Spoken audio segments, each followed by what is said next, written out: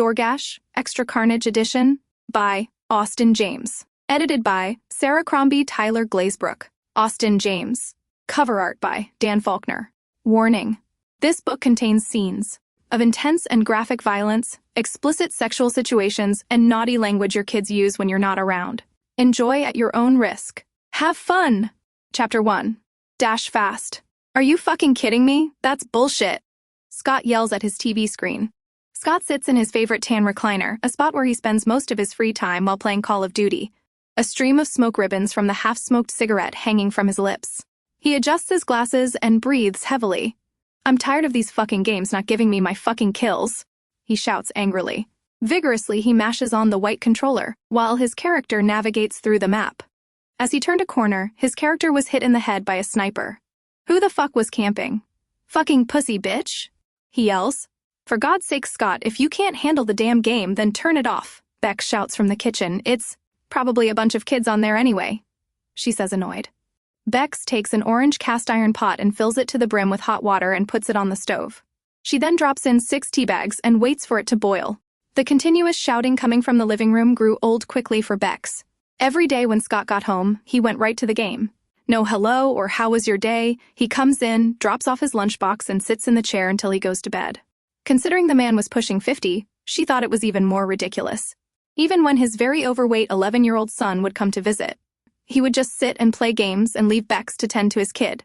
Bex sat at the kitchen table, with her forehead resting on her hand. Scott's constant shouting made her anxious. Her hands shook like she had Parkinson's disease. She reached the middle of the table where 4 orange prescription bottles stood. Shaking a bottle, she dumps 4 pills into her palm with practiced ease and shot them straight into her mouth, no water needed. The bitterness of chewing them was gag-inducing, but in her mind it made the opioids kick in faster. When the drowsy high kicked in from the painkillers, her boyfriend's shouting was more bearable. The controller crashed against the wall as Scott hurled it. Fucking dumbass kids, fuck them. He shouted as he stormed out of his chair and into the kitchen. He saw Beck sitting there in a daze. Clearly her medicine was working. He rolled his eyes and opened the fridge. How come we never have any fucking food? He asked, giving the bare-looking appliance a glance. He looked back at his girlfriend who was nodding off. Hey! He shouted, startling her. Jesus, Scott. What the fuck is your problem? She slurred. My problem is, I work all fucking day and come home to an empty fridge. You sit at home popping fucking pills all day. The least you can fucking do is shop a little, he says condescendingly to her. She doesn't reply. He slams the fridge door and goes to the garage and grabs a can of Diet Dr. Pepper and returns to his chair. At least order something, can you handle that? Like an asshole, he says to her. You buying? She snaps at him. You're sure as shit not paying, he answered. Bex's face flushed with red anger. But she did feel a little hungry herself, so she pulled out her cell phone and pulled up her Dash Fast app. She scrolled through the various restaurants trying to figure out what she wanted. She lands on Toby's Burgers. Is Toby's Burgers okay? She asked. Whatever. Extra onion on mine, no ketchup. Cheese curds, he orders her, then returns to his angry shouting at the game. Bex fills out the order and pays the overpriced delivery service. It always bothered her how something like a $5 burger and a $2 fry somehow came out to $20. But it was worth it if it shut Scott up. A half hour had passed and there was no update on their order. Bex was getting anxious again and took 2 more pills. When it came to pharmaceuticals, she was a pro. She knew what all she could take and how much before it was dangerous. The time was reaching an hour past, and Scott had noticed. Where's the fucking food? He shouted. Bex was wondering about it herself. She found the number for the place and called them. Hi, I'm sorry to bother you, but we placed an order about an hour ago. 2 burgers, 1 fry and 1 curd, but it hasn't gotten here yet and was wondering if there was an update? She asked politely. Yes, ma'am. 1 moment and I'll look it up, the man, who sounded like he was still in high school, answers. After a few moments of silence, he found her order. Ma'am, yeah, that's order went out about 40 minutes again. Said it was handed to the customer, he said. Bex huffed in annoyance. No one has been here. No one has handed us anything, she protested. Shit is an hour late and handed to the wrong fucking person, and you guys got the fucking balls to charge us up the ass? Scott shouted. Fuck your tip, he added. Shut up, Scott, Bex yelled. Can we get a replacement or something? She asked. A hard knock on the front door caught both their attention. Bex got up and looked out of the front window and saw a man holding a bag. Never mind, I think he's here now. Thank you, she said as she hung up the phone. Just as she reached for the door, Scott brushed past her, almost knocking her over. With force, he pulled the door open and angrily looked at the man. He was wearing a plain black baseball cap, a navy blue zip-up hoodie, black jeans, but he wore a COVID mask. Even for Scott, it was a bit unsettling. The mask had a wide smile with sharp teeth showing. But he refused to look intimidated. Scott looked into the man's ice blue eyes. "The fuck you looking at? Took you fucking long enough to get here," he said. The man didn't respond. He just shook the bag at Scott, signaling for him to take the bag. Scott looked in the bag, but Bex looked at the guy and got a sick feeling in the pit of her stomach. "Shit's fucking cold, asshole. Fuck a tip. Get the fuck off my front porch. Find a real job, moron!" Scott yelled as he slammed the door in the guy's face. Scott threw the bag on the kitchen table and rummaged through it. He snatched his white foam container and went back to his chair. He opened his burger and saw it was bare. No toppings or condiments? Not even any cheese. "What the fuck? Are you serious?" he shouts, looking at his embarrassing dinner. "I'm fucking pissed," he yells as he storms to the fridge and grabs a bottle of mustard and of ketchup, slamming the door so hard the contents rattle. Quickly, he woofs down his food and lets out a loud belch. Back to his game, he had already forgotten about the food. Bex looked at her burger and suddenly didn't feel hungry. The high she was on made the most minor functions seem like they are excruciating. She pushed the box aside and sat there. She looked over at the trash can that was overflowing. "Scott, I asked you to take out the trash earlier," she yelled. "Oops," he says, trying to sound the least caring. "Well, can you do it?" she asked. "I have to piss," he says, but not moving. "Fucking Christ," Bex says as she smacks the table. She marches to the heap, trying to stop it from overspilling out. She ties it off and slings it over her shoulder like it was Santa's bag of toys. With anger, she throws open the lid on the large green trash receptacle and slams the bag in. As she goes back inside, she sees Scott still hasn't moved. "Thought you had to piss?" she said.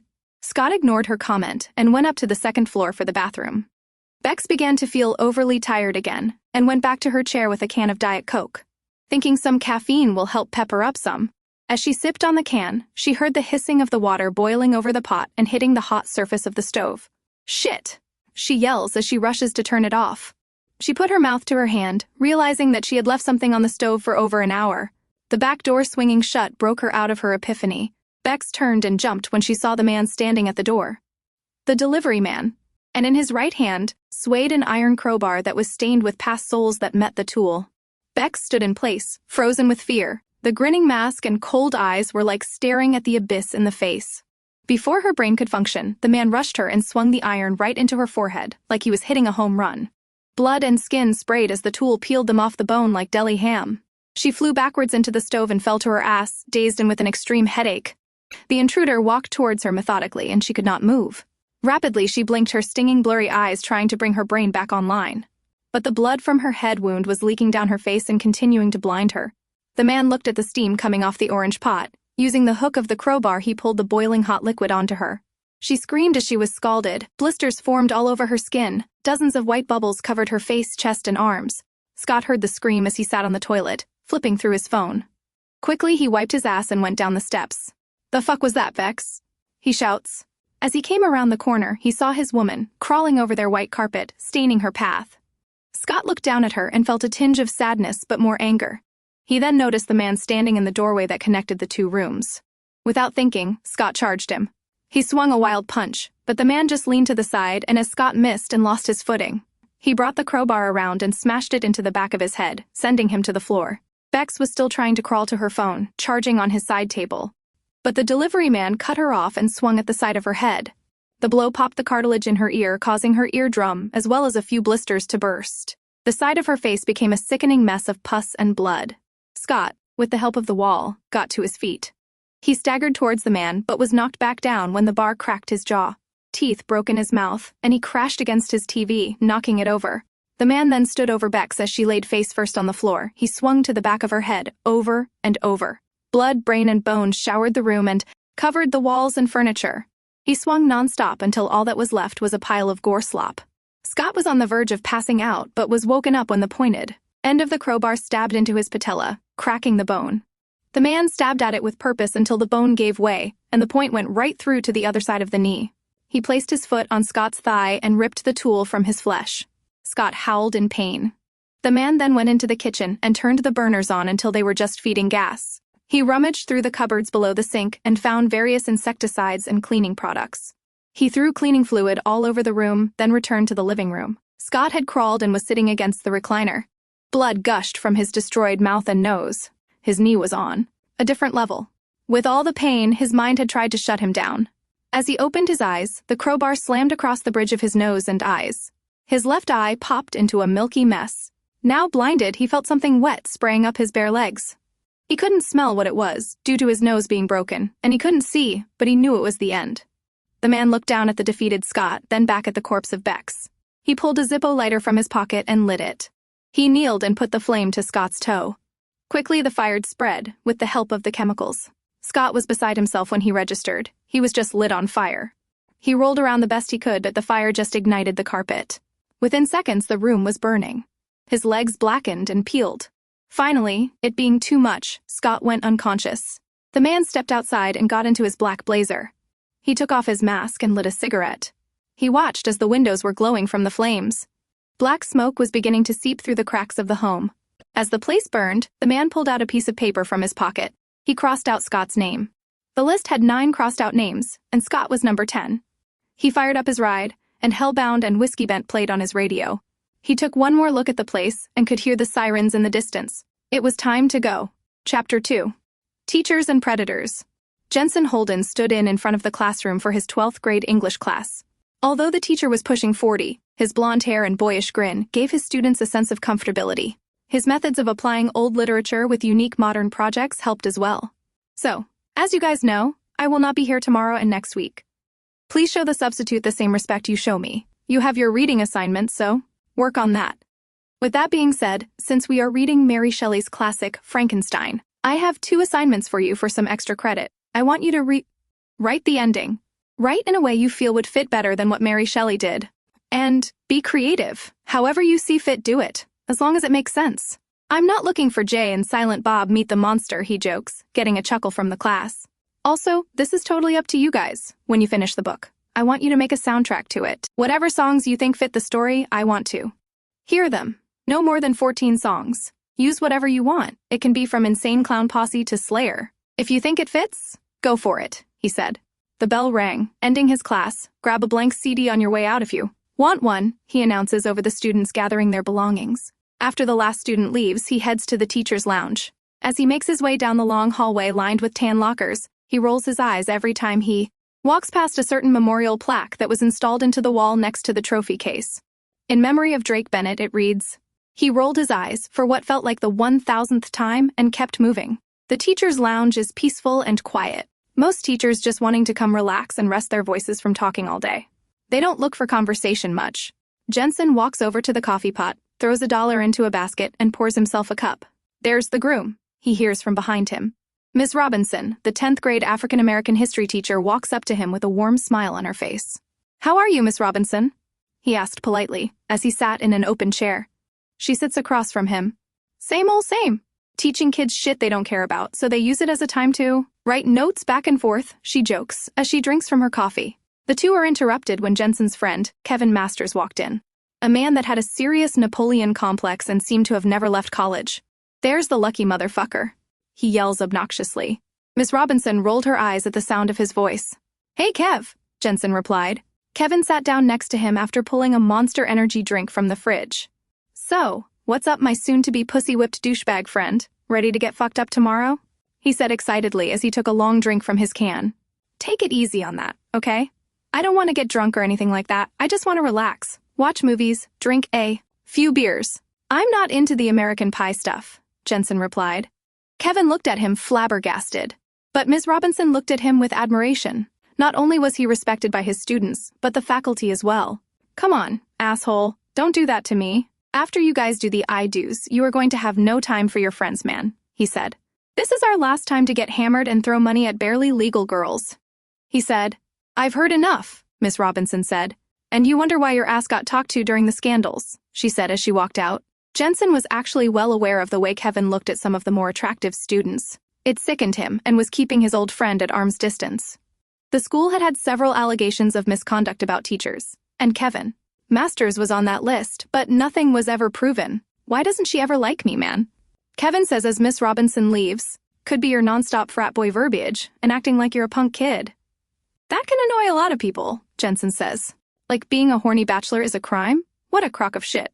I fuck who I want and don't need to ask some woman for permission, Kevin brags.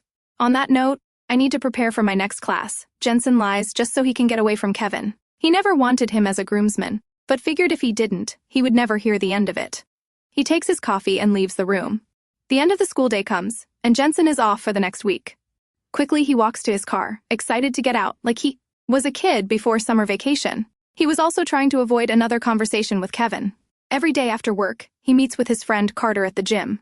The two have been gym buddies since they met in college. Where Jensen kept his body lean, he was still very fit. Carter, however, was every bit of a musclehead. He always had a shaker bottle by his side, either filled with water or a protein shake. Although Carter was very intimidating looking with his veiny, bulging muscles and shining bald head, he was the epitome of respect and good manners, which often had him at odds with Kevin. Jensen was on the butterfly machine, while Carter was using the free weights. So, what's the plan tomorrow? Getting a real answer out of that twat is like pulling teeth? Carter asked, referring to Kevin. I honestly don't know. Knowing him, it's going to be some kind of stripper or something, which I already told him I didn't want them, but you know how he is, Jensen replies. Why do you even keep that asshole around, man? I'll never understand it, Carter says. After the wedding, I am done with him. He's unwilling to grow up and move out of the frat house. He's crossing too many lines, and I don't want to be in a position to defend him. Especially with what he's accused of, Jensen replies, just put up with him for one more night with us. It will be his last time, so I guess let him have a little fun, he adds. I'll do my best. No promises I won't knock him out, or Richie might for that matter, Carter jokes. Jensen looks as if he's thinking about it. Please, just one night for me, man. That's all I ask. We can stop him from going too far, Jensen pleads. Chapter 3. Home is where the heart is. Otis fumbles with his keys to his single-wide trailer. Carefully and drunkenly, he inspects all the keys on the ring, making sure he was using the right one. Once he locates the correct one, he gets into his home. He stumbles to the fridge, crushing myriad items of garbage that take up much of the space of his floor. He swings the door open and grabs a tall can of Best Ice. In one breath, he drinks half the can and belches loudly. His buzz going strong, he turns on his radio to his favorite talk radio station. The host has a guest on speaking about gay rights. Otis scoffs at the guy's feminine voice. Fucking faggots, why can't you shut the fuck up like everybody else? Jesus Christ, he slurs to no one. With the radio going, he sits in his dilapidated chair and turns on the TV and DVD player. A porn video begins to play. A single black woman lays on a bed, surrounded by 6 white men in masks. As the action starts to unfold, his meager cock gets stiff, and he starts rubbing himself through his pants. The video is at the point where 3 of the men have found an accessible hole, while the other 2 take turns aggressively face-fucking her. Drool ran from her mouth and tears ran down her cheeks, but the men never stop or ease up. Otis jerked his cock like a madman, feeling his orgasm approaching. He looked around for something to catch his ejaculate, but all that was around was old food containers. Some were empty, some had rotting food inside. He grabbed the closest one and opened the lid to be greeted by old chicken wing bones. He huffed and snorted, then finally blew a load over the bones. He fell back against his chair, feeling satisfied, the orgasm stunting his buzz. He started feeling the drunk munches. Although he had uttered disdain for the Hispanic culture and any ethnic culture, he enjoyed a good burrito. So, using his Dash Fast app, he orders a large steak burrito with extra cheese from R. Rodriguez's Taco Shack. While waiting on his food, his buzz had evaporated, and he fell asleep in his chair. A loud, hard bang on the door woke him up. His head spun, and he checked the time. An hour had passed. Angrily, he opened the door. Jesus fuck, what the hell took you so damn long? He shouted. The man stayed silent. Well, give it to me. The fuck? You retarded or something? He asked while snatching the bag. I know you ain't waiting for a tip. Best, get your ass off my property before I blow your goddamn head off, he says before closing the door. Otis greedily opened the bag and pulled out his sloppy burrito. As he bit in, grease and sauce went down the corners of his mouth and down to his shirt. Not bothering to wipe his mouth, he continued to stuff it down. It only took a few minutes to fully inhale the food. Taking a used rag, he cleaned his mouth off but noticed a bright light from outside. He looked out of the window and saw his Confederate flag burning on the pole. What the shit? He says as he begins filling a pitcher with water. He rushes out and throws the water on the flame, putting it out. Who fucking did this? Liberal, nigger lover motherfuckers. You got a problem with me, come do it to my face. Fucking pussies. He shouted into the night air. No one answered back. He scoffed to himself and went back inside. Just as he closed the door and turned around, a crowbar smacked across his mouth, sending him crashing into the garbage. He began to choke on broken teeth, and his lips had exploded from the blow. His chin dripped with blood and mixed with the remnants of the food on his shirt. Slowly, he sat up to see his attacker. The delivery man and that creepy mask. "Ah, shit," he slurred. The delivery man reached behind his back and pulled out a black 7-inch kabar knife with a serrated edge. Otis saw the blade and had a promising idea what was coming next. He started scooting backwards, but he wasn't fast enough. His attacker took 2 steps, then plunged the knife into his right thigh.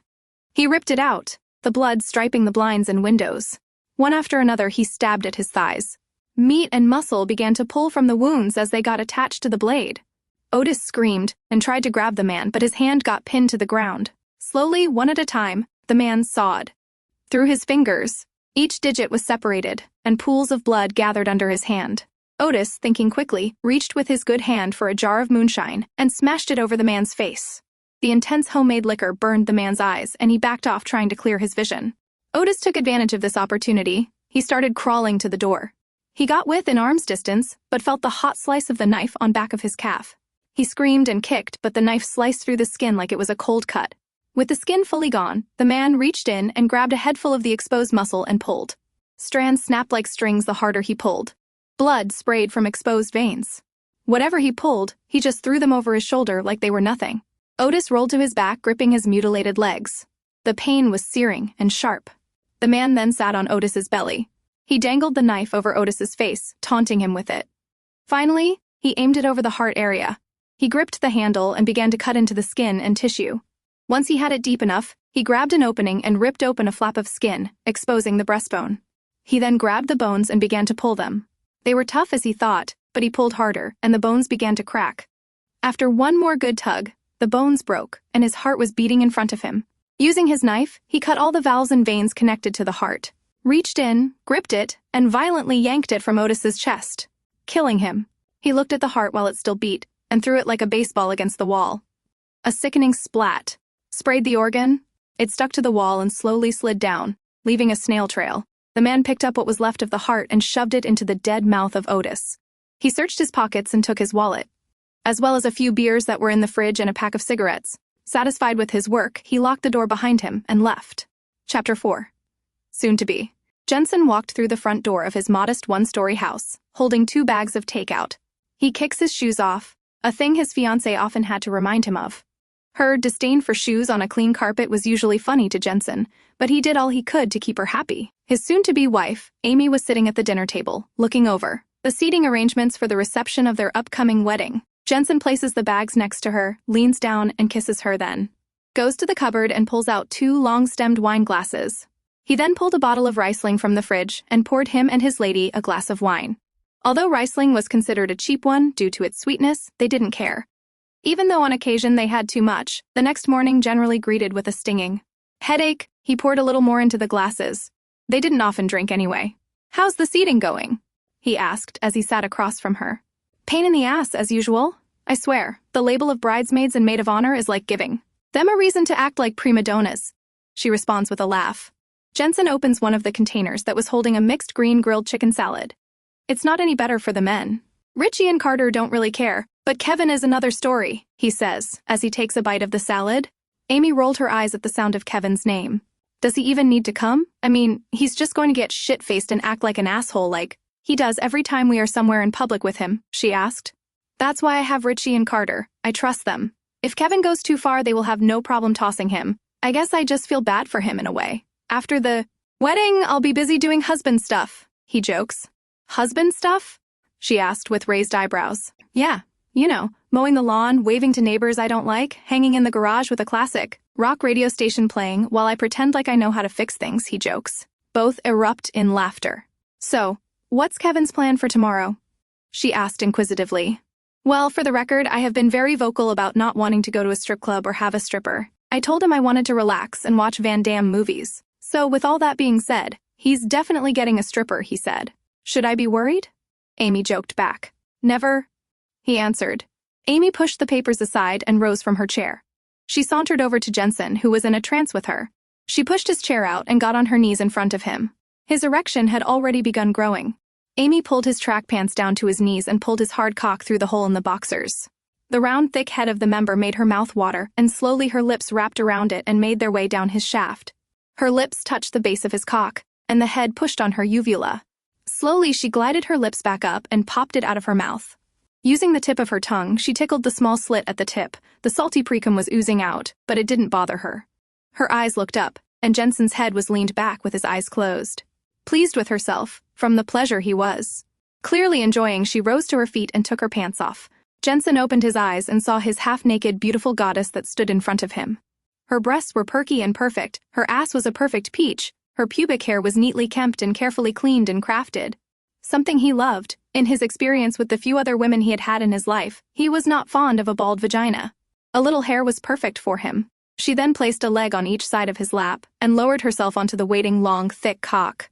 It filled her in the most magnificent way. His cock slightly curved to the left and rubbed against her vaginal walls and sent shock waves through her stomach. Slowly she rocked back and forth, her arms wrapped around his neck as her breathing and moaning grew louder. She felt him swelling inside her and quickened her rhythm. She rode him hard. The chair squeaked against the tile floor. "Come, baby," she said in his ear. Her warm breath and that command was all he needed within moments. He pushed his lap up, pushing himself deeper into her, and exploded. Feeling the warm seed fill her, made her come hard. She rode and rode until she screamed in pleasure. As she slowed to a stop, she looked at her husband, and the spent expression on his face was a massive reward, even if it happened every time. She liked the thought of pleasing her man. He opened his eyes and smiled at her. "I know I don't have to worry," she said with a shit-grin smile. She got off his lap and grabbed a bag of food. "What did you get me?" she asked. Jensen, in a post-orgasm haze, had actually forgotten entirely what he ordered for her. "Steak salad, I think," he said. She started laughing hard. "I've heard of fucking your brains out, but damn," she jokes. She opened the container, and it was in fact her favorite steak salad. Chapter 5. 11 and counting. Yellow police tape surrounded the area around Otis's trailer. Forensics teams scurried around collecting evidence and photographing the area. Over a dozen policemen walked around trying to see if anyone had seen anything. Detective Sato, a young Japanese-American, walks through the tape and looks around. Before checking the area out, he puts on the white nitrile gloves so he doesn't contaminate anything. He goes inside the trailer and sours his face by the horrid smell. Although as he looked at the heap of garbage around the home, he was unsure if the smell was from the body or not. His partner, Detective Boyd, joins his side. The man was older than Sato by 15 years and had been a homicide detective for going on 20 years. He had become desensitized by all the violence he had seen in his career, but he could never get used to the smell. His reaction to the living conditions was like his partner. "What do we know so far?" Boyd asked. "Well, blunt force around the head, and a blade on the legs and chest. Definitely feels personal. It's sloppy, zero cleanup afterwards. Someone came in, beat him, and mutilated him. He had him picked out," Sato responds after looking at the body. "Anyone see anything?" Boyd asked. "Not one. He wasn't well liked in the area. A few of the neighbors I talked to had similar comments about him. Drunk, loud, racist. One neighbor said she would often catch him gawking at her 12-year-old daughter. Needless to say, no one is shedding tears that he's dead," Sato said. "Fuck me. Same as the Thompsons' murder from last night. Not well regarded. In fact, hated." When the meat wagon took the bodies, some neighbors clapped as the ambulance drove off, Boyd said, crossing his arms. The two walked outside. Boyd lit a cigarette and blew a plume of smoke in the cool fall air. "Someone has a personal problem with these victims. This is what, 11? Boyd asked. "And I'm sure, counting," Sato said. 11 in under 6 months. "This guy is patient. That's what's scary about him. He's in no rush. And he's careful, not a print or anything," Boyd said. The two stood in the night, contemplating everything. The chaos that was the scene was distracting, so the two decided to leave and go to an all-night diner. Sato hated greasy spoon restaurants. They were all the same. Over-processed crap. But Boyd loved it, and he drove, so his partner had no choice. Boyd sat in the booth with a double bacon cheeseburger and fries. A direct contrast to Sato's grilled chicken breast, that was usually a sandwich. But he didn't eat the bun, and with a piss-poor excuse of a side salad. "These last two don't fit with the other 9, Sato said. "How so?" Boyd asked as he bit into the sandwich, making grease ooze to his plate. The sight made Sato's stomach turn. "Well, the first 9 were all involved with the Butler trial, right? Including Mr. Bennett himself? Right?" Sato asked. "Yeah? So?" Boyd replied with his mouth full. "Well, that was our big lead. Someone was targeting the jurors. But these two were not involved in any way, and the only thing that connects them is the methods used for killing them, Sato explained. Where the fuck is this going? Boyd asked. Exactly. The others were specific targets for a specific reason. These last two, at least on paper, seem like randoms. But, considering how they died, it doesn't seem random. Makes sense? Sato asked. Not one fucking bit, Boyd said as he drank his Coke. Sato looked at him frustrated. He loved working with his partner and had learned a lot from him over the years. But sometimes it felt like he was living the movie Point Break, and he was Keanu Reeves, and his partner was Gary Busey. Only Busey's character actually gave a shit. Figured he wasn't getting anywhere with his partner, he dropped it for now. Chapter 6. A Cold Gaze. Jensen's alarm woke him up at 7 in the morning. Gingerly, his brain turned on and he willed himself out of bed. He kissed his sleeping fiancée on her head, put on his slippers, did his business. In the bathroom, then went into the kitchen to prepare for the morning. First was the most important thing, the coffee. 3 heaping scoops into a 12-cup pot and the coffee began to brew. The delicious aroma was enough to wake up a sleeping giant. As the coffee dripped, he cut up an array of fruit for him and his wife. Next was mixing the sweetener and the almond milk-based creamer. Although they did eat meat on occasion, they were damn near vegetarians, preferring plant-based meals. He poured 2 cups of coffee and brought them back to his room. The smell of the hot brew stirred Amy awake. "Morning," she said. "Good morning," he replied, then put the coffee on the nightstand. "I need to get ready. Carter wants to meet at the gym this morning, since we'll be busy tonight," he said. He went into the bathroom, although he knew it was counterintuitive to shower before going to the gym, but he needed a shower every morning. It was part of his routine.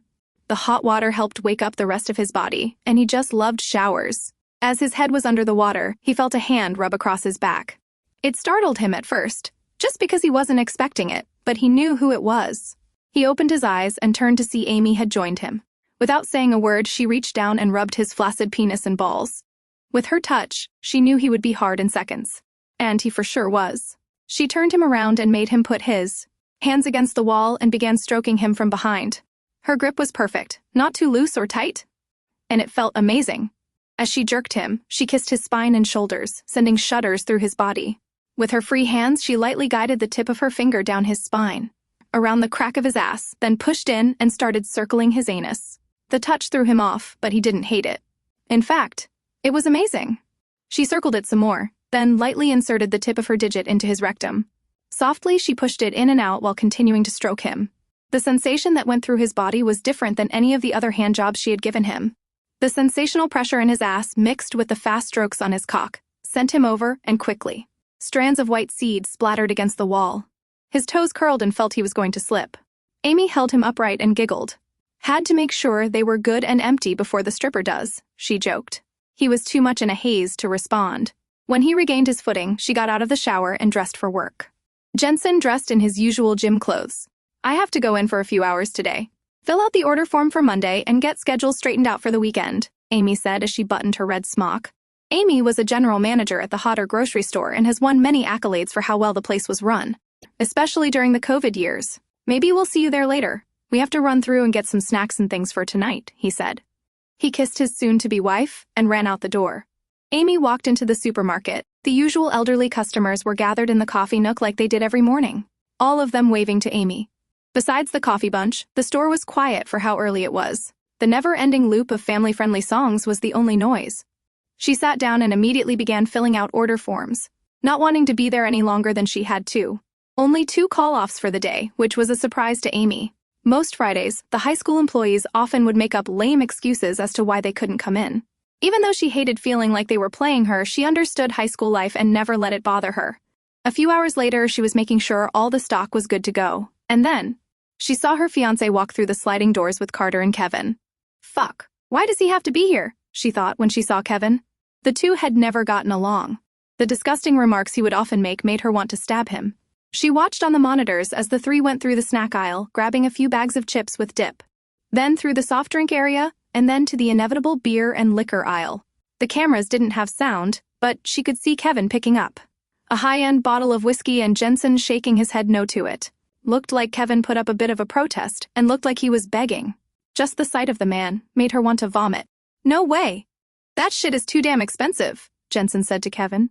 "Come on, man. This is good stuff. Don't you want to get fucked up on good stuff?" Kevin argued. "I bet it's great." Especially when you're not paying for it, Carter said as he loaded a 12-pack of beer into the cart. Don't be like that, man. Come on. Kevin begged like a child. Jensen shook his head in annoyance. Whatever. Fine, but you're buying half of it, he said. Kevin pumped his fist in the air and placed the bottle in the cart. They did one more walk through the aisles for anything they might want, then head to check out. The young clerk, who looked at most to be 19, was ringing out the items.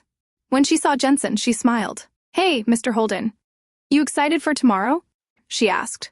Of course. It's long overdue, Jensen replied. Hey, sweetie, want to come hang out with us at the bachelor party tonight? Kevin asked the young woman, trying to sound cool. Jensen and Carter felt embarrassed. And the woman looked grossed out. She snarled her face and said, No thanks, not even trying to hide her rudeness. Oh, come on. 3 single guys and 1 pussy-whipped bastard, there could be a lot of fun, Kevin responded. What the fuck is wrong with you, Carter barked. Have some fucking respect for Christ's sakes, he added. The sliding doors opened again, and in walked the 4 bridesmaids of Amy. Kevin looked at them practically drooling. Hey, Carmen, Jensen said to the blonde woman with ear-length hair and a black pencil dress. Hey, soon-to-be-married stud, she joked at him. Luckily, Amy had fun friends and had a level of comfortability with playful flirting. Both knew it was a joke, as well as Amy. Carmen was dedicated to being single, she was very successful and had her own set of standards that were remarkably high. She never thought the use of a boyfriend was worth her time. Amy stepped out of the office to greet her friends and Jensen. She kissed him, then hugged her friends. What are you guys doing here? She asked. Time to break you out. We have a whole day planned for you, Carmen said. The other 3, Kay, Rachel, and Marie, all nodded in agreement. I have a few more things I have to finish up, she said. No worries, Amy, we can handle it, the cashier spoke up. Amy looked at her, then her friends. You guys planned this, didn't you? She asked. All of them busted out in laughter. Bet your ass. It's your day, so you should enjoy the whole experience. So get your shit, get in the car, and let's get out of here. We have a reservation at Argento's in 30 minutes, Amy said. Amy looked at Jensen, who had the same look. He knew too. She kissed him and went to gather her things. She came back and had some more small talk with the guys and started to walk out. As Kevin began pushing the cart, it slammed into a passing cart. What the fuck? Watch where you're going. Kevin barked at the man. The man didn't say a word. Everyone was watching to see what would happen. But the man did nothing except look at Kevin. Then he looked at the group of men, then the group of women. Well, are you going to apologize? Or do I need to take you outside and stomp your head in? Your choice, asshole, Kevin said, extending his arms. Jensen and Amy got a cold feeling from the man. His cold blue eyes looked like they would burn someone to death. He remained emotionless. Not even breathing, or so it looked like. Jensen looked in the man's cart. All he had was a case of energy drinks and protein bars. From how dirty his clothes looked and somewhat of a rotting smell coming from him, Jensen assumed he was homeless who got a few bucks. Look, sir, we're sorry, Jensen said, trying to calm the situation. Fuck that, I'm not. This asshole bumped into me and won't even give up a goddamn apology, Kevin protested. Enough, Jensen barked, quieting Kevin. The man finally moved forward, passing by the women, keeping a mental note of them. All the women averted their eyes when he looked at them. Except for Carmen. She just crossed her arms and got out of the way. He loaded the items in the back of his blazer and sat and watched the front door. The group of women walked out and went towards a Lexus SUV. The man snapped a picture of the license. After they left, he waited for the men and did the same. He then pulled out a pile of wallets. He used their credit cards to look up information on the 2 groups. He smiled, and from what he overheard of them having parties, he knew he would be seeing them much sooner than later. Chapter 7. Missing Pieces.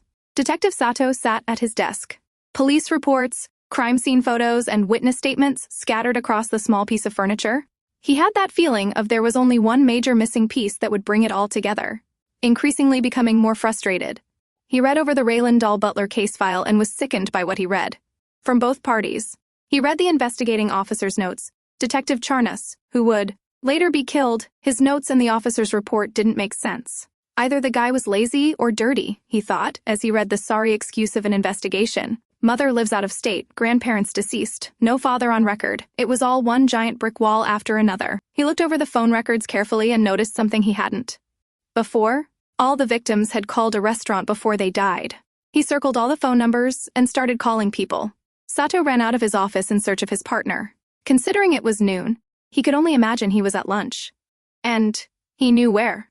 Fred and Wes's diner was an everyday meal for Boyd. He sped off, in a hurry to share his new information. Like clockwork, Boyd's old grandma Guys was in the parking lot. He rushed inside and sat across from Boyd. "Hungry?"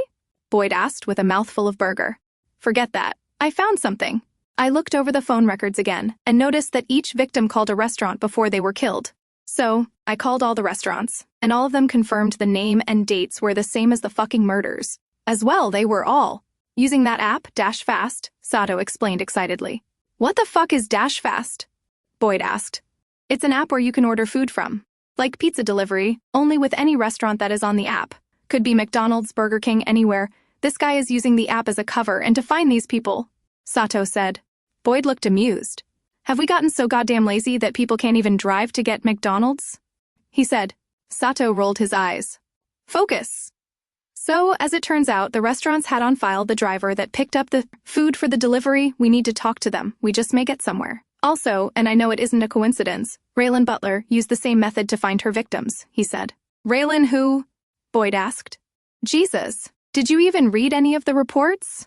Sato asked, knowing the answer. Raylan Butler, also known as Doll, used her job as a dasher for Dash Fast to find where the people that attacked her lived. This person is doing the same fucking thing, so it must be someone that was close to Doll. "Now, finish your lunch and let's go find these drivers and see what we can find," Sato demanded. Boyd looked at him with wide eyes. He was the senior detective, so he wasn't used to someone as young as Sato giving him orders. But he saw and admired the passion Sato had. It reminded him of himself when he first became a homicide detective. So, he let the order slide. They spent the better part of the afternoon interviewing the drivers. All the ones they could find anyway. All told the same story.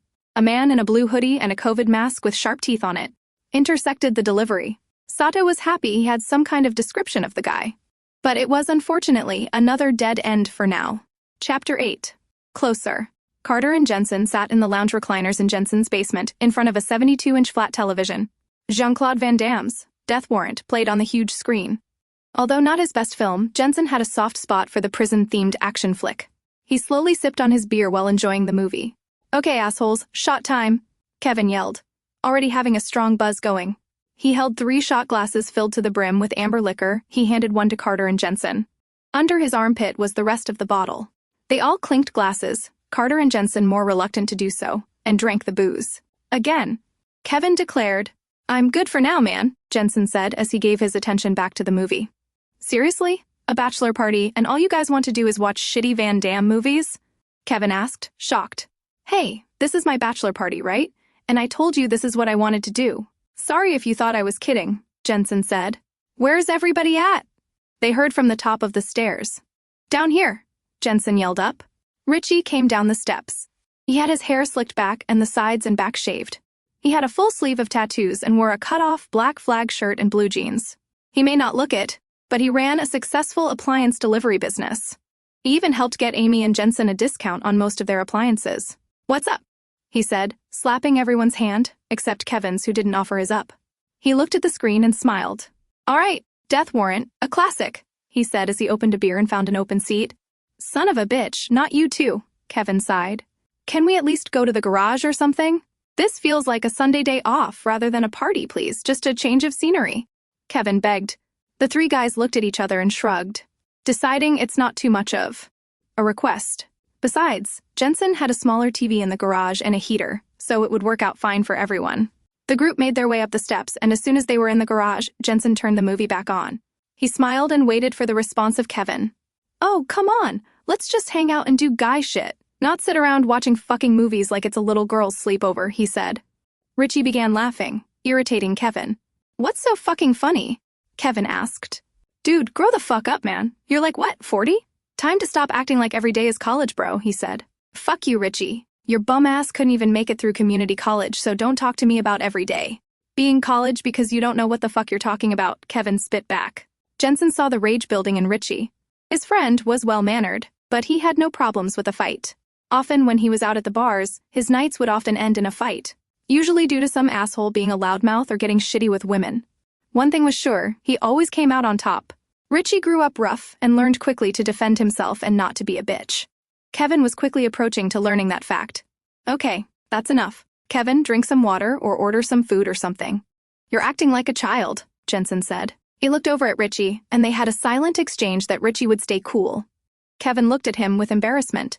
Fine, whatever. You guys want wings? He asked. All agreed. Kevin had placed the order and sat in his chair falling asleep as the others watched the movie. He quickly snapped to life when he heard the garage door doorbell. That was fast, Jensen said. Oh, this isn't chicken wings, Kevin said excitedly. He ran to the door and cracked it open. He then turned to the guys who had a look of concern on their faces. Excitedly, Kevin opened the door and in walked a woman with platinum blonde hair, along with obvious surgically enhanced breasts that looked more comical than sexy. She wore a business suit with a short skirt that teased the round bottom of her ass under the cheap fabric. Who's the lucky guy? She asked, in a sensual tone. Kevin immediately pointed at Jensen. That's him! Dude is hung like a porn star, Kevin shouted. Jensen rubbed his eyes with embarrassment, while the other two friends were actually trying not to laugh. Is that so? The woman asked. She did a sexy strut towards him, her black high heels clacking on the concrete floor. Jensen held his hands up and smiled at her. Look, miss, I know my friend here paid for you to do your thing, but I'm not into that kind of stuff. However, if you want, you can grab a drink and just hang out if you want. We'll still pay the same, Jensen offered. The woman looked at him with admiration and was impressed by his resolve and politeness. Are you sure, handsome? She asked while putting her hands on her hips. No, fuck that. I paid a lot of money for her to get naked, and damn it, I want my money's worth, Kevin shouted. The woman was annoyed by Kevin and got in Jensen's ear. I'll tell you what, Mr. Groom, your friend over there will not shut up until something happens. Now, let me give you a quick dance. Pull my tits out to shut him up, then I'll be on my way. Is that fair? She asked. I'd much rather it be you than him, she added. Reluctantly, Jensen agreed to the deal. What's your name? He asked. Roxy, she replied. She sat him down and went to her bag and pulled out a portable speaker and paired it with her phone. Closer by 9-inch nails started playing, and she began weighing her hips. Like a pro, she strutted to him and got on his lap. She pulled up her skirt, revealing her ass and leather thong. She flipped her hair and grinded against him. Against his will, his cock got hard, and Roxy felt the grove through his pants and smiled at him. Wow, your wife is one lucky woman, she said with a wink. She then turned around and ran her hands across her breasts. The others looked on with amazement, while Kevin looked like a kid discovering his dad's porn collection. She pulled the zipper down on her shirt and flung it open. Her breasts were exposed, but didn't budge from the surgery. I want next, Kevin shouted. Everyone ignored him. I get next, right? He asked louder. Dude, relax, Richie said. No, fuck that. I'm next, he said more angrily. Jensen looked at him and rolled his eyes. New deal. I'll double your pay if you give him a little dance, Jensen said. How about I give him a dance, for free, if I get one more round on you, she proposed. Sure, why not, Jensen said with a laugh. Roxy got off his lap and walked towards Kevin. She turned to him and started grinding her ass on his crotch. He was nowhere near as impressive as Jensen, but she pretended like he was. Damn, big boy. You were definitely excited to see me, huh? She asked. Kevin brought his hands up and squeezed her tits. She quickly moved his hands away. I touch you, but you don't touch me, okay, sweetie? She said, trying to be friendly. She kept on with her dance, and he tried to grab her again. She stopped and got in his face. Look, I know this is exciting and everything, but I told you not to touch me like that. One more time, and I'm out, she warned. Jensen and the others watched in case he did something stupid. Fine. How much to get you to actually, touch me? He asked. Offended by the question, she looked at him, disgusted. You can't afford it, honey, she said. You cunt. What the fuck does that mean? You're a sex worker, right? So how about working with sex and getting paid for it? Or just a blowjob? He argued. That's enough, Jensen said. He pulled out a wad of money from his wallet and handed it to Roxy. I apologize. He doesn't know how to act around women. You're very lovely and beautiful, but I think we need to call it a night, he said. No. I have paid $500 for this bitch. The least she can do is jerk my dick or something, Kevin said. He stepped over to her and grabbed her arm, which she immediately fought back. Richie ran up and sucker-punched Kevin in the mouth. Kevin stumbled to the floor, his lips busted open. Once he patted the blood, he got up and charged at Richie. Richie ducked, and shoulder checked him to the ground, then punched him one more time. Fucking stop! Jensen shouted. Kevin, you're done. Get the fuck out of here, he shouted. Kevin looked at him puzzled. Enough is enough. I will not have you acting like this at my wedding. You're out of it. Now get out of my house. This friendship is done. Jensen yelled. Are you serious? Over her? He asked. No, not just her. You're a fucking pig with no respect and I'm tired of being around it. Sorry, man, but this is the end. Please leave, Jensen answered. Kevin looked at the other two, then back at Roxy, then back to Jensen. Tears formed in his eyes. His lip pouted out, and he walked out the door. Jensen took a breath and turned to Roxy. I'm really sorry about that. He's an asshole. Do you need anything? Drink? Jensen asked. No, I'll be fine. Just let me use your restroom and I'll be on my way, she said. Of course. Third door on the right, he instructed. Chapter 9. Mr. Bear. Kay, Rachel, Maria, and Carmen cackle with laughter as they sipped their wine at Argento's Italian bistro.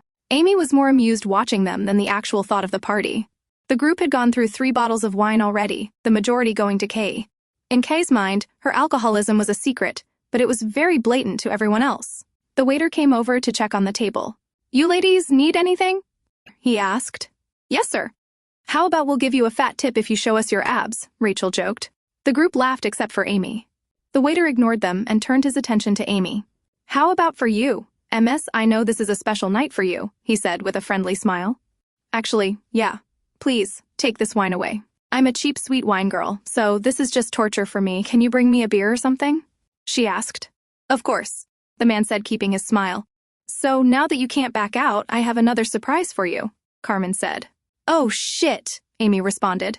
So, we all pitched in and hired a dancing bear. Carmen said excitedly. What the hell is that? Amy asked. A really hot guy with a huge cock, dresses in a bear suit and strips for us, among other things, Rachel said with a wink.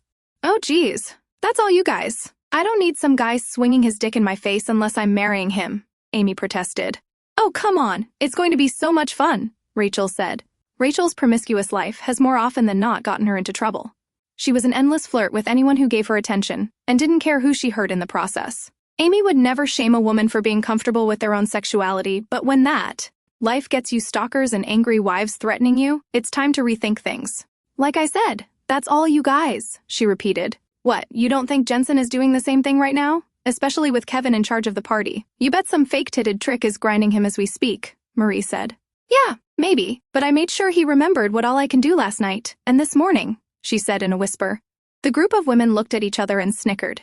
This is the last time to engage in irresponsible behavior guilt-free before you become Mrs. Boring Housewife, Kay said with her speech slurred. Look, I'm marrying a man that has a huge dick and fucks like a porn star. I have zero interest in watching some steroid freak shake his shit around while we throw money at him. However, I will not interfere with your fun. I will watch with you guys. Deal? She said. They all agreed. Also, this is a party after all, so let's get a round of shots, Amy said, perking Kay's interest. The waiter brings a round of vodka and slam the shot. Kay orders another, and quickly downs it. The dancer will be at the house in 30 minutes. Let's get going, Carmen said. They paid their bill and all headed to the SUV. Carmen got in the driver's seat while Amy had shotgun. The rest of the girls piled into the back seat. Carmen turned the radio up, some bullshit pop song that Amy couldn't stand. Kay was passing around mini bottles of cheap vodka. They came to a red light and a black blazer pulled next to them. Amy looked out of her window and met the man's cold gaze. He had a weird familiarity to her, but in her buzzed mind, she couldn't place the face. Carmen noticed too. Someone likes what he sees? She said. Rachel rolled down the back window and her and Kay flashed their breasts at the man. He never looked at them. He just kept his eyes locked on Amy. The light turned green and Carmen sped off. Every now and then she would look around to make sure he wasn't following them. After a moment and another round of mini bottles, their nerves calmed down. They pulled into the driveway of Carmen's lavish house and stumbled through the door. Kay ran to the fridge and grabbed everyone drinks. The living room was set up with speakers on poles and a mini light control panel. This is really happening, Amy thought as she looked at the tacky decorations that were on display. Everyone make sure your drinks are full, the show is about to begin, Carmen yelled. Kay downed her beer and opened another immediately. Rachel was biting her lip in anticipation. Marie looked indifferent. She was the most introverted person of the group, so parties and all never really interested her. Carmen walked to the front of the makeshift arch with silver ribbons streaming down from it. Okay, ladies, you've seen him on Pornhub, you've seen him in your dreams. Now get ready to feel the strength and power of the boar. She announced. Lay It Down by Rat played through the speakers loudly as Carmen took a seat next to Rachel and the man came through the streamers. A tall man, at least 6'4", was in a full bear costume with a mascot-like bear helmet. He danced around and teased the women as he walked by them.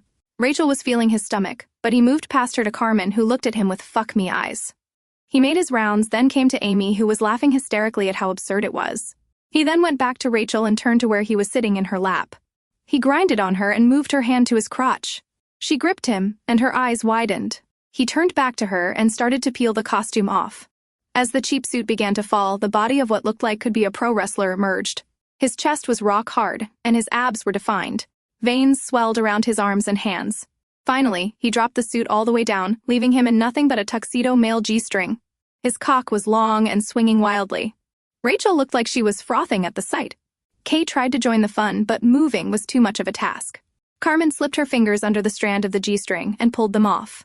His thick, swinging circumcised dick was hanging free. He then took off his helmet, showing a cute, boyish face with black spiky hair and hooped earrings in both ears. He then began to wave his cock in a circle, and the girls were over the moon. Boar danced over to Amy, who was laughing even harder now. When a situation became awkward, she couldn't help but laugh. The way his cock and balls bounced to the rhythm of the song was hilarious to her. Realizing he wasn't going to get the attention he was used to from Amy, he moved back to Rachel and Carmen. Rachel began stroking his cock, while Carmen massaged his heavy balls. Being playful, Carmen gripped the base of his cock and lined it up with her face. The warm, blood-filled skin rested against her cheek as it extended from the bottom of her chin to just past her temple. They marveled at the sight, and Carmen took one of his balls into her mouth. Rachel followed suit and deep-throated the man. It gagged her, but it didn't stop her. Marie looked every bit of unimpressed as one could be, and Kay was on the verge of passing out. The two girls continued to work the man. He put his hands behind his head and just watched. He felt his orgasm coming, and he warned them. Rachel sat back and pulled her tits out. Carmen began jerking him until he came all over Rachel's tits. He huffed and smiled. "Give me 20 minutes and I'll start round 2, he said with a satisfied smile. All the women except Amy clapped. Her eyes were getting heavy and felt the coming down part of her drunk bliss. Carmen noticed and grabbed Amy by the hand and yanked her out of her seat. "What the hell?" Amy shouted. "You're on the verge of passing out." "No way am I letting you tap out this early," Carmen said. Carmen reached into her fridge and grabbed a couple of tall Red Bulls. She popped both tabs and handed one to Amy. Amy never liked energy drinks, but it was a special occasion. Carmen then fished through her bag and pulled out a small bag of white powder. Amy inadvertently spit her drink out. She knew exactly what it was. "Are you shitting me? Since when have you done blow?" Amy asked, shocked. "I dabbled in college here and there, but haven't since. It's not as big of a deal as everyone makes it out to be. It just kind of reawakes you," Carmen said as she poured a little onto a clear plate. "No, absolutely not," Amy protested. "Don't worry, I won't let you do enough to be dangerous. I really want you to enjoy this night. It's the last bachelorette party you'll ever have, and I want to make it memorable. For you," Carmen responded as she cut 3 lines of the cocaine. To Amy's surprise, it was a sweet incentive. She was never one for peer pressure and usually had a very strong backbone when it came to things she didn't want, but tonight was different. "Fine. I can't believe I'm saying this. Just 1 line," Amy agreed. "That's my bitch," Carmen said as she snorted 1 line, and threw her head back and patted her nostrils. Amy felt nervous. She put the rolled dollar bill in her nose and breathed in the drugs. It burned her nostrils and she could taste the bitterness dripping in her throat. But everything went numb in seconds and she felt her energy skyrocket. "Holy shit," she said with a laugh. She then went back in and snorted up 1 more line. Carmen was right. It was much needed. She grabbed another beer and went into the living room and started dancing. Chapter 10. Let the bodies hit the floor. Kevin sat outside Jensen's house, stewing in his anger. With his expensive liquor in hand, it was like pouring gasoline on a fire. The drunker he got, the more enraged he felt. He heard Roxy's high heels clicking on the wood floors inside and felt he was owed some kind of compensation. Roxy splashed some water on her face. It was the last job of the night, and she wasn't worried about her makeup. She was ready to go home and relax. Dealing with assholes came with the territory, but it wasn't any less taxing on her mind. Roxy dried her face and turned to the door, only to see Kevin standing in the way. The bottle in his hand was almost empty, and she could smell the strong booze from where she stood. He had a crazed look in his eyes, and she became nervous. "You know, I paid a lot of fucking money for you to be here tonight. But you had to make a big deal about some guy grabbing your tits. Like it isn't part of your fucking job," Kevin said. "I know it is. But I like to build up to those kinds of things, you know, part of the show. I didn't want to spoil the rest of the dance for you," she lied to him. "You being here tonight was a huge mistake. Because my best friend has some weird heart for people he thought I was being rough with you, and that caused him to disown me as his friend. He was my only friend. I have no woman, no family, nothing," Kevin said as he started moving closer to her. "I'm sorry for all that, but I did tell you to stop," she said. "So, how about this? I pull my cock out, you suck it. And then we'll call it even, he said, getting inches from her. You know what? Fuck you. Fuck you and your bullshit sob story. Get any closer and I'll kick your ass myself, she threatened, refusing to be intimidated. Kevin let out a laugh and moved in on her. But a sharp pain jetted into the side of his neck as he felt something sharp and heavy strike him. He grabbed his neck as blood sprayed from it and misted the white walls. He fell to the ground and looked up to see the delivery man standing over him. Who the hell are you? He stammered. Blood continued to pour and pool on the tile. Delivery man raised the crowbar above his head and sent it driving into the man's face. His nose split from the impact, and his upper gums and teeth caved in. He then lifted his boot and slammed it down, the heel of the hard rubber smashing in the destroyed nose. He lifted again and stomped once more. The skull started to crack, and strings of sticky blood clung to his boot. He brought it up one more time and put all his weight into the blow. His boot smashed in, squashing the gray brain matter and to the back of Kevin's skull. When he pulled his boot out, bits of his brain were stuck in the grooves of the soul. Roxy looked down, horrified at the smashed-in head. Just seconds ago, the man was in her face, and now he was unrecognizable. She then looked up at the scary killer, who was just looking at her. Hey, thanks for stopping him. He was an asshole, she said, trying to sound grateful. She took a step to leave, but delivery man grabbed her by the throat and pinned her to the wall. He pulled his knife out and viciously stabbed her face. Puncture after puncture littered her skin. Drips of blood drizzled from each one. He then rammed the blade into her eye, where it was lodged. He let her go, and she slipped on the wet blood on the floor and ended up hitting her head on the toilet bowl. She was beside herself in pain. She brought her hands to her face, but when she removed it, her life force was dripping from her hands. She looked up, and with her one good eye, she saw the man swinging the crowbar at her and hammered the end of the knife. One swing and the blade pierced her brain, killing her instantly. When he pulled the knife out, her eye popped out with it. He slid the slimy-looking eye off and stomped on it. Gripping her by the hair, he began sawing through her neck. As he cut, her neck became like a broken fountain. Blood spewed out and cascaded her whole body. The knife was so sharp, though, it took little effort to get through the tissue and veins. The neck bone and spine were a little tricky, though. He pulled on it until he felt the bones giving way. A few sickening pops and her head pulled right off her body. The whole far side of the bathroom was caked and pooled in gore. He looked at the head and went out of the bathroom. Jensen, Richie, and Carter sat in the garage continuing their movie. Although Jensen had every right to eject Kevin, he felt slightly bad about it. He was an asshole, but Jensen was his only friend. You think I was too hard on Kevin? Jensen asked his friends. Fuck no. You should have said adios to that asshole years ago, Richie said. No kidding, man. It was just a matter of time when his bullshit bled into your life. He would be the guy to encourage you to cheat on your wife just because some chick is hot. He never left the frat, man, Carter said. Jensen thought about their words and knew they were right. Kevin was a selfish cancer who didn't give a fuck about anyone but himself. It was time to move on. Richie patted Jensen's shoulder. You have a big heart, bro. But this was the right call. Imagine what he would have been like at the wedding when all the women were beautiful looking, he said. They all heard the garage door open, and all thought it was Kevin coming back. In rolled in the severed head of Roxy. Blood splatted each time it bounced on the concrete. Before they could react, delivery man ran in fast and cracked Carter in the back of the head, sending him flying out of his seat. Acting on instinct, Richie jumped up and went to swing a punch, but the crowbar smacked against his forearm, breaking the bone in two. It swung back upwards and smashed the bottom of his jaw, throwing him to the ground. Carter got to his feet and tackled the man against the garage wall. Delivery man brought the crowbar up and spiked the pointed end into Carter's back. Over and over. His back poured with blood. He felt weak and dropped to his knees. The attacker then raised the weapon over his head and rammed the point through the top of Carter's skull. The gross pop of the bone echoed. Unfortunately, the tool became stuck, and before he could pull it out, he was struck in the face by Richie. He kept his balance, and when Richie cocked his good fist back for another blow, delivery man quickly shoved his knife into Richie's abdomen. He sawed upwards, his guts spilling out. Richie looked into the man's cold eyes, his hands trying to hold in his innards. When he pulled the knife out, the rest spilled out into a steaming pile of slippery-looking tubes. Richie fell to his knees, his life seconds away from ending.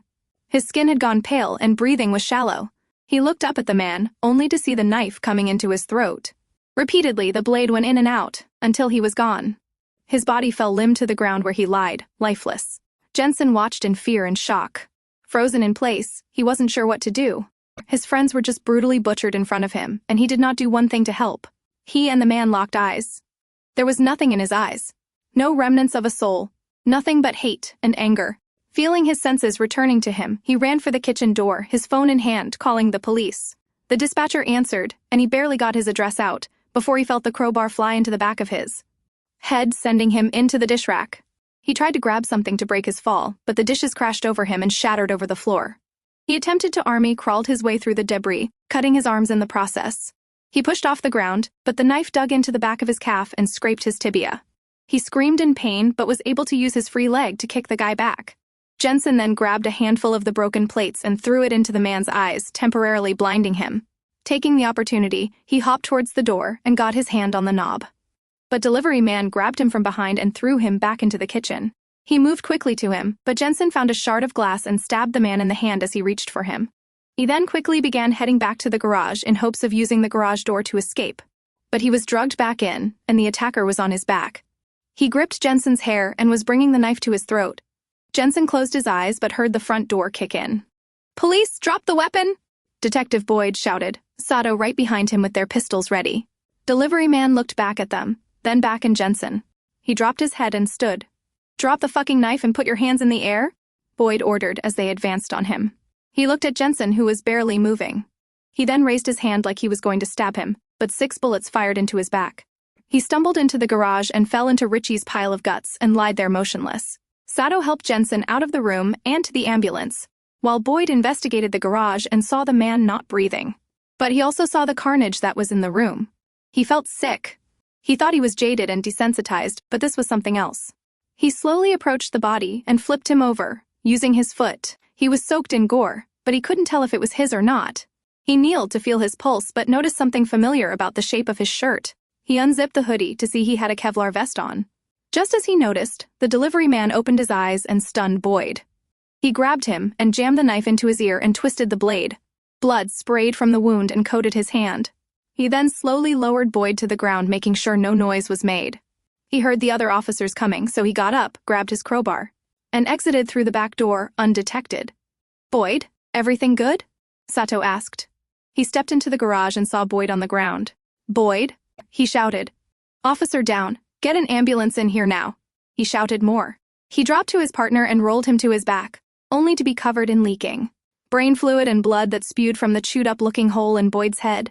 "Fuck, come on, man," Sato said as he began to cry.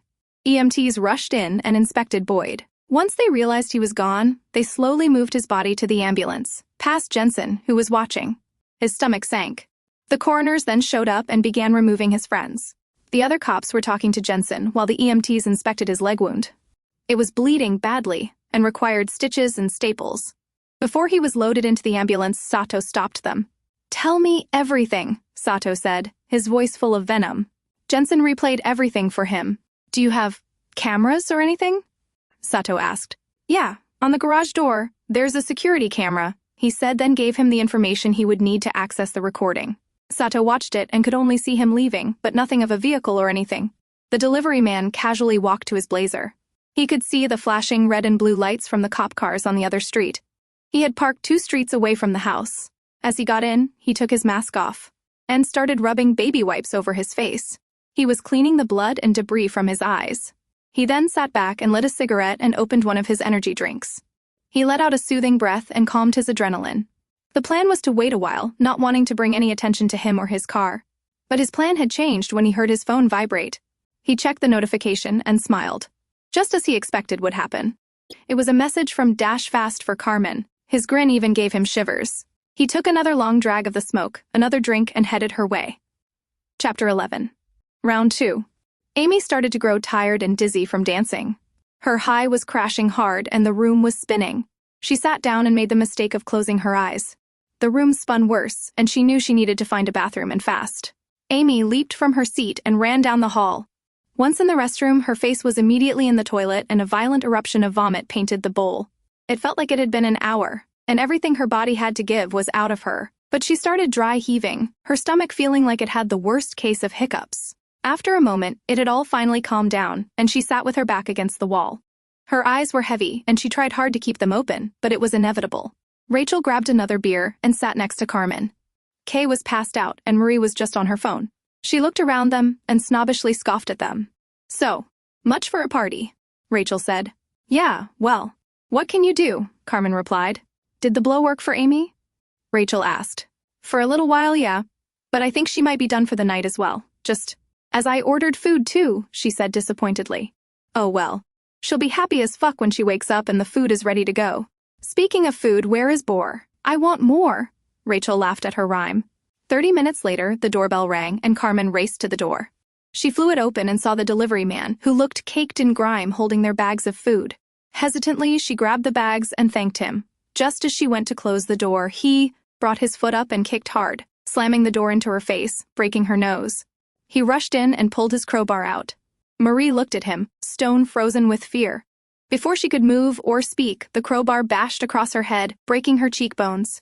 Many times over he bashed in her skull, spilling the fractured bones and smashed brain over the floor. Carmen got to her feet and went to scream, but as she opened her mouth, he shoved the pointed end through her gullet. He pushed her to the wall and drove the tool through the back of her neck, stapling her in place. Her uvula was crushed, and the thick iron broke through her teeth, leaving many of them jagged. Rachel ran for the back door, but she was too slow and too fucked up from the party to move with efficiency. Delivery man ran behind her, then grabbed her by the hair and swung her face first into a window, causing the glass spiderwebbed against the impact. Maintaining his strong grip of her head, repeatedly and viciously he rammed her face into the window. Bits of broken glass stuck to her skin, while other pieces sliced through. Her cheeks and forehead smearing blood on the window with each blow. He dropped her defeated body to the ground, her blood-soaked face staining the carpet. Slowly and mindlessly she tried pushing herself off the ground, her mind working on autopilot. Delivery man lifted her back up, then threw her head back into the window. Her jaw was snagged from the bottom part of the broken window, leaving the cold glass stuff between her mouth. Delivery man gripped her head and began to jerk it back and forth, the glass cutting through her cheeks with sickening ease. She hardly even screamed. Mentally, she was gone. Slowly, the sharpness sliced through her cheeks until it reached the hinges of her jaw. Then he ripped her back inside, her top teeth breaking the glass and sending thick and tiny shards into her mouth as she fell to her back. Her lifeless head fell to the side when her back hit the floor, and a flood of crimson pool spilled from her mouth. He walked back into the living room and saw the one girl knocked out completely, but not from him. He watched her chest rise and fall as she breathed. He then took his knife and pushed the point into the left side of her neck and slowly pulled it across. Her eyes opened, just as her neck spilled out her life force. She rolled to the ground and rolled on the floor, trying to breathe. Feeling it was taking too long, he gave her the Kevin treatment. He stomped on the back of her head until it caved in. Since it wasn't damaged, it took a little more work to make it happen. But he was persistent and kept going. His boots squelched as he walked back down the hall. He checked the bathroom door and found it was locked. Without hesitation, he kicked the door open, startling Amy awake. Her mind in cloudy haze, she looked up at him more confused than scared. Once her senses returned, she saw the blood caked on his clothes and dripping from his hands. He raised the crowbar to his shoulder and looked at her. She slowly stood to her feet and looked around for anything she could use for defense. Aside from some hairspray, there was nothing. He started walking towards her and she backed away and hit the wall.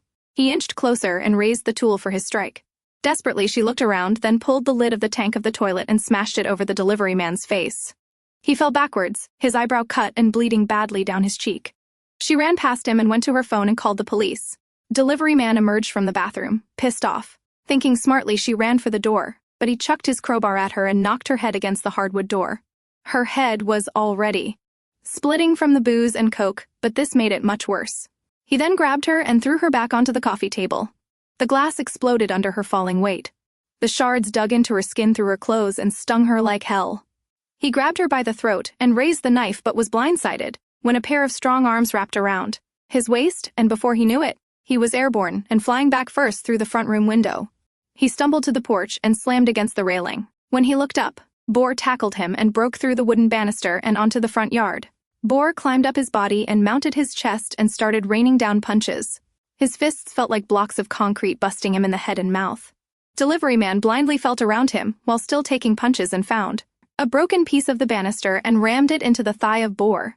Boar cried out in pain and gripped the wood sticking out of his leg. Delivery man then jammed his thumb and index finger into Boar's left eye with little effort. Her pulled on the eyeball until it began to stretch from Boar's skull. Wildly, he pushed and swung at Delivery man, but with a simple jerk, the eye ripped and detached from blood cord connected to it. Boar fell backward, writhing in agonizing pain. Delivery man picked up another piece of broken wood and broke it over Boar's face.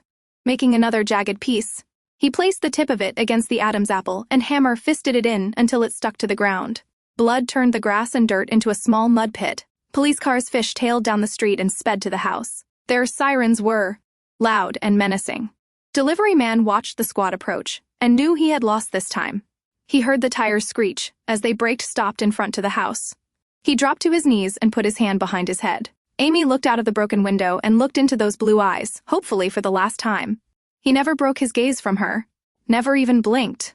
She began to cry as her adrenaline had flatlined. Her nerves were shot and she broke down. Sato ran to the kneeled man and pushed his face into the dirt and put handcuffs on him. He read him his rights, then yanked him to his feet. Once he was in the squad car, he still never stopped looking at Amy. More cops, EMTs, and forensics teams showed up and taped the place off. It looked like a family of scurrying ants the way everyone moved around. Coroners showed up and removed the bodies. Amy felt the same way Jensen did, in shock and delusional, unsure if everything that just happened had actually happened, or was it some sick pre-wedding nightmare. Chapter 12. Thin air. Everyone's head snapped when delivery man was walked into the police station. Blood still speckled his skin and clothes. 2 policemen escorted him to a holding cell but kept him shackled. He remained emotionless and stoic. He just walked into the gray concrete room and took a seat. After attempting to process him, they were stunned that they found nothing about him. No identifications or anything. They asked him who he was, but he remained silent. Unsure of what to do, they took him into the interrogation room and tried using all the tricks they knew. All proved useless, for he never uttered a single word. With one failed attempt at another, the police gave up and Sato came in. He looked exhausted and stressed. Dark bags hung under his bloodshot eyes. He set down a mug of coffee and a pack of cigarettes and slid them to him. For the first time in the hours he had been in the room, he moved to collect the smokes and lit one. Sato looked through a couple files, then looked at the man. "So, I am to understand that you have refused legal counsel, is that correct?" he asked. The man just nodded. "Well, that's some kind of answer. Perhaps you and I will get somewhere. First things first, who the hell are you? There is zero record of you. No recorded fingerprints, no IRS file, not even a goddamn birth certificate. It's like you don't exist. You came out of thin fucking air. What's up with that?" Sato asked. The man just blew out a bloom of smoke. "Over a dozen murders in 6 months. The pattern is obvious, or it was. You were targeting all the jurors that were involved in the Raylan Butler case," he said, and noticed something change in the man. He seemed like he was paying more attention. "What's your connection to her?" he asked, and waited patiently. Not even 24 hours after her execution, Drake Bennett's father was found beaten to death, along with his wife and Detective Charnas, all in which fit your MO. "I don't think that was a coincidence. I know you did that, I just don't know why. You're clearly smart, organized, and trained. I'm assuming military, but like I said, no fucking record of you anywhere. So, save me a lot of time and taxpayer money and just simply tell me why the fuck you killed all these people," Sato said, taking one of the cigarettes. It was very out of character for him, but his stress was at an all-time high. The man flicked an ash into the ashtray. "Bennett was dirty and corrupt," he said. Sato looked at him shocked and was thrown off by his deep voice. "What do you mean?" he asked. "His boy raped Raylan. He paid the jurors to give a guilty verdict and the death sentence. Even pushed for the gas chamber," the man said. "Charnas oversaw the case and decided to do nothing about Drake, all because of the social status of him and his father. Raylan wasn't innocent, but neither were any of them.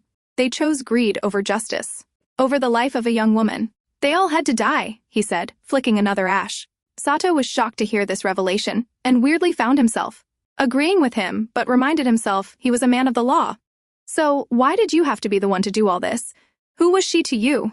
Sato asked. The man refused to speak.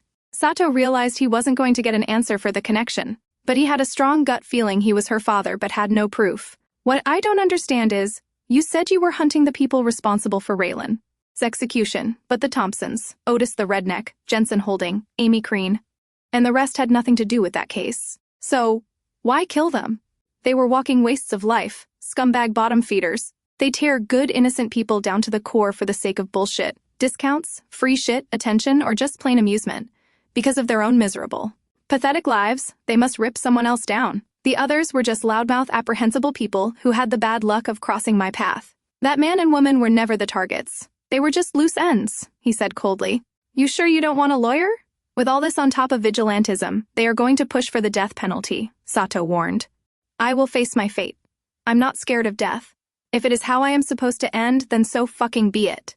I'm not one of these fucking worms who hide behind their fucking keyboards feeling they can fuck everyone's life up all because they think they have full immunity and don't have to face the consequences of their bullshit. I brutally beat, stabbed, and burned 20 people. I own it. I knew what I was fucking doing.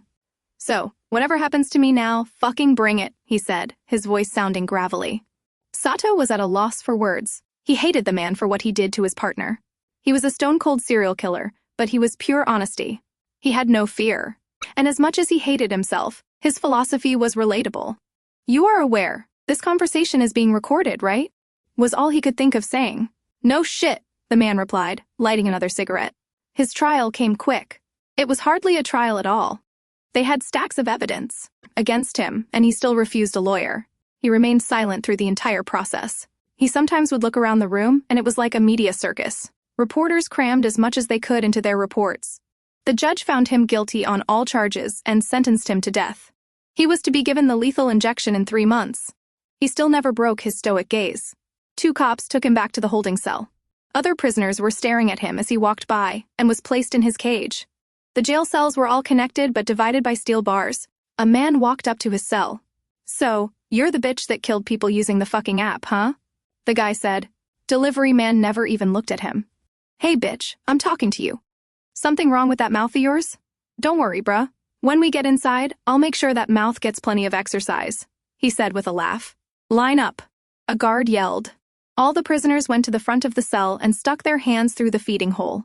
Handcuffs were placed tightly on them, then the cells opened. As they all stepped out, the guy wouldn't take his eyes off the delivery man. Face the left wall, the guard yelled. The guy was now in front of him. He took the chain connected to his cuffs and wrapped it around the guy's throat. He struggled and tried to fight him off, but delivery man then slammed his face into the iron bars. He repeated the act. Blood sprayed from his mouth, nose, and eyebrows. He fell to the ground, and delivery man delivered one stomp to the man's neck, crushing his Adam's apple and snapping his neck. The guards tackled him to the ground and put their knees in his back. They quickly put all the other prisoners back into the cells. EMTs came, but the guy was dead. Delivery man went back to his stoic demeanor. His transfer was delayed, and he remained in jail for another week. Finally, he was transferred to temporary holding prison for him, until the death row prison had space. For months, he walked through the maximum security fortress like he was a ghost. He was just simply called John Doe in the official reports. So, that's what everyone called him, except the news. They called him either the delivery man or the door gasher. Chapter 13. And hell followed. Delivery man stood in line for his ride to the last place he would ever be. It had been 4 months since his sentence, and he remained patient. He walked outside, shackles on his wrists and ankles. The cool air felt good on his skin. He hadn't been outside in months and found himself missing it.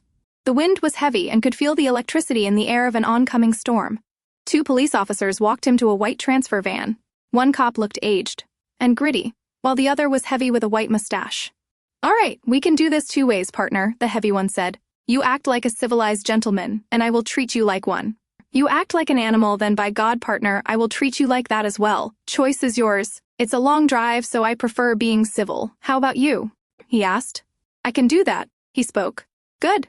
Then let's get this shit on the road, he said as he got in the passenger seat. The other cop got an inch in front of delivery man's face. Try any bullshit and your execution day will be moved up to today, clear? He said. Delivery man said nothing. He loaded him in and got into the driver's seat. He honked his horn and waved at the guard to let him through the gate, and they were on their way. An hour later, they pulled into a small gas station. I need fuel and coffee. Need anything? The driver asked. I'm okay, his partner replied. The driver went into the store, and his partner looked back at his passenger. Need a piss? He asked. Sure, delivery man responded. The man got out and walked him to a bathroom that was on the other side of the gas station. Now, I don't much like watching other men piss. So, can I trust you to go in there and handle business? He asked. Yes, he replied. Delivery man walked into the single-person bathroom and looked around. He looked at the mirror and had a plan. He pulled some paper towels from the dispenser and pressed them against the glass. With a hard push, the mirror spiderwebbed and he dug out a shard of glass. He then goes to where the toilet is and shouts for the guard. What's wrong? The guard asked. Chain is stuck on the handle? Delivery man responded. The heavy man walked in, as soon as he was in the threshold of the toilet area. Delivery man grabbed him and slammed his nose into the rim of the bowl. He slammed him 3 more times to get him dizzy and put the glass to his neck and slit his throat, Blood sprayed into the toilet water and seat. Delivery man was careful not to get any on him. Once the man was fully dead, he fished for the handcuff keys and the gun. He slipped it into his prison jumpsuit and locked the door before he stepped out. Casually, he walked back to the van. The driver looked at him curiously. Thunder roared in the darkening sky and little rain droplets began to fall. He got back into the back of the van. "Where's Bruce?" the driver asked. "He had to shit," delivery man responded. "God damn it, we are going to be here all fucking day," the driver said. Discreetly, delivery man unlocked his wrists and reached into his jumpsuit. He pulled the gun and stuck into the driver's neck. "Drive," he said. "What the fuck? Are you kidding me?" he asked. "Drive," he repeated. "What? You going to shoot a cop in broad fucking daylight in front of witnesses?" he asked. "Yes," he answered coldly and pulled the hammer back on the revolver. Upset that his bluff was called, the driver drove off. He began to sweat and shake. The coldness of the barrel felt like the Reaper's finger was touching him. "Where am I going?" he asked. 112 Ocean. He responded. The rain started falling hard. The heavy drops sounded like little balls bouncing off the vehicle. Lightning cracked and illuminated the sky. Chapter 14. Loose ends. The lights flickered in Amy and Jensen's house when the lightning cracked.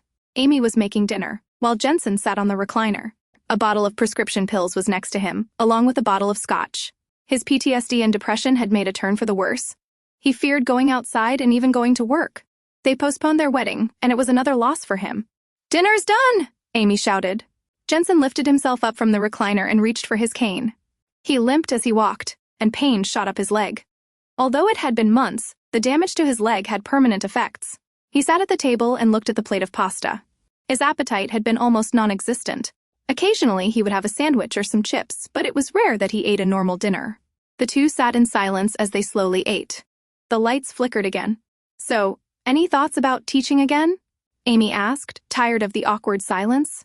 "No," he plainly answered. "Why not? You love teaching, and the students loved you," she said. "I can't go back there. I can't go anywhere without having a full-blown panic attack. The few times I tried, I just see him, waiting around corners or driving past me, everywhere," he said as he began to shake. "Then all I can think about is Richie and Carter, their guts spilling to the floor. The fucking violence," he said as he started to break down. Amy grabbed him and hugged him tightly. "Baby, he took a lot from us. No one is blaming you for being scared. But we can't let him take a future from us. He is in jail waiting to die," she said, reassuring him. Jensen pulled away and went into the bedroom without saying a word. He laid down and tried to stop his mind. He cried hard. Feeling like he is a lost cause, Amy sat at the table upset and crying herself. The relationship had been rocky at best since the whole thing. They both lost all their friends, and she was just healing faster than he was. They hardly looked at each other anymore, hardly spoke, and had not been intimate since. Then it clicked. They needed to be intimate.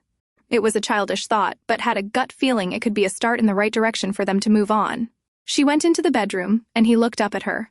She removed her shirt, showing him her perky breasts. She then removed her pants and panties, then crawled on top of her fiancé. The transfer van pulled in front of the house. Lightning lit up the sky again, and followed by rolling thunder. "Now what?" the driver asked. Delivery man pulled the trigger, spraying his skull and brains over the dashboard and windshield. He unlocked the shackled on his ankles, then made his way to the house. Amy kissed Jensen deeply. His erection was growing, and she could feel the groove of it under his sweatpants. She moaned in his mouth as she grinded his crotch. She then kissed down his chest and pulled the soft pants down. His erection sprung to attention and bobbed in front of her face.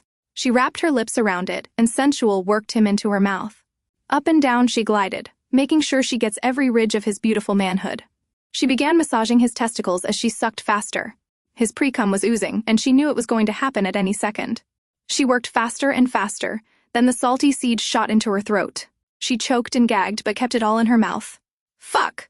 Jensen exclaimed, disappointed in himself. "Hey, it's okay. It's been a while. I figured that would happen, that's why I did this first. I know you have another few rounds in you," she said with a smile. "Relax. I'm going to get some water," she said as she got up and left the room. Feeling like they might have made some progress, she felt good about herself. Although it was a carnal way, it was still a way. The closer she got to the kitchen, a strong, pungent chemical smell assaulted her nostrils. It almost made her dizzy. Afraid it might be some kind of leak, she hustled into the kitchen. She screamed when she saw the delivery man standing in the doorway of the garage, holding a revolver. Instinctively, she put her hands up and noticed a punctured can of paint thinner spilling out over the counter and onto the floor. Jensen shot up when he heard the scream. He went for his phone, but due to the storm, the reception was poor. He hit the emergency button, hoping it would be a beacon for the cops to follow. He grabbed his cane and slowly limped to the hallway. Only 2 steps out of his room and his cane was kicked out from his hand, making him fall. He rolled to his back and saw the barrel of the revolver pointed at his nose. "Get up! Go in the kitchen!" delivery man ordered.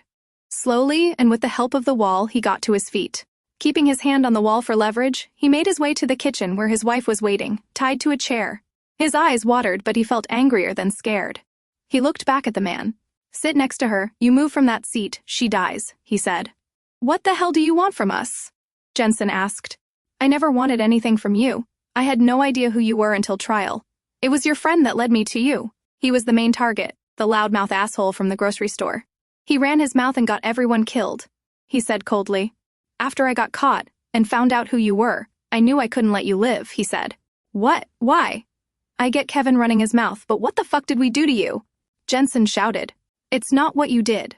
It's what you didn't do is the reason I am here right now. My daughter spoke very highly of you. Every letter she wrote me for years, she found some way to mention you. You were her favorite one," he said. Jensen became confused, while Amy was paying close attention. "She needed you. She needed someone like you, respected, trusted, to speak up for her.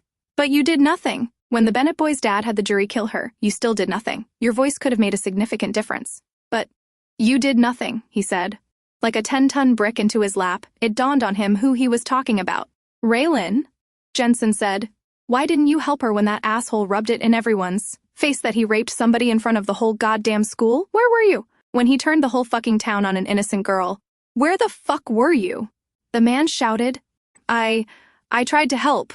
Jensen stammered. "No. You did fucking nothing. She counted on you. She fucking trusted you. And you did nothing, motherfucker." The man continued.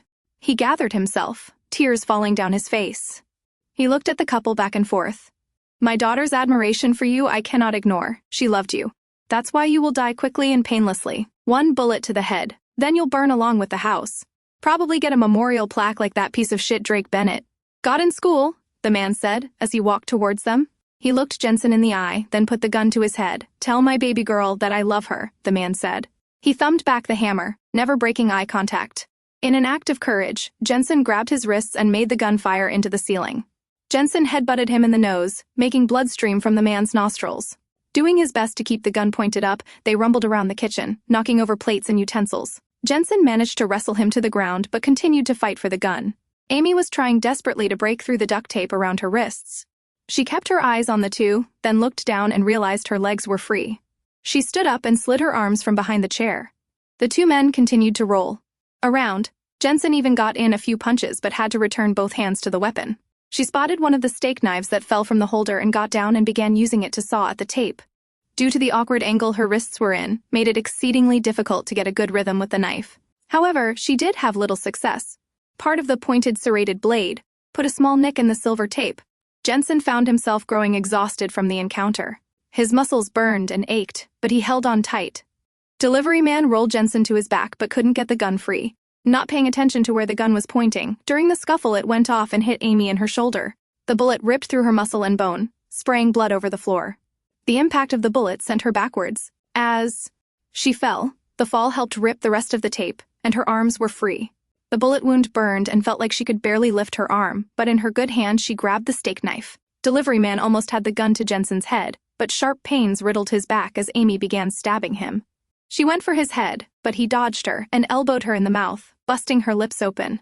As he was distracted by Amy, Jensen grabbed a bread knife and swung it at the man's neck. The long serrated blade stuck in the skin but failed to hit anything vital. Delivery man pulled it out and started stabbing Jensen in the chest. Amy jumped on his back and started stabbing at his scalp, but the blade was too feeble to break the bone. Blood did start to pour from the wounds, but it was more annoying than anything. Delivery man stood up and flipped Amy over his shoulder. Her lower back cracked against the edge of the counter. She fell hard to the linoleum floor and splashed into a puddle of the paint thinner. The chemical burned as it touched her bullet wound. Jensen got up, blood oozing from his punctures on his chest. He was breathing heavily and felt sick. He picked up another knife. This time it was a butcher knife and pointed it at the man. They looked at each other for a good moment, but then saw the man pull out a brass Zippo lighter. He flicked the wheel, and the wick ignited.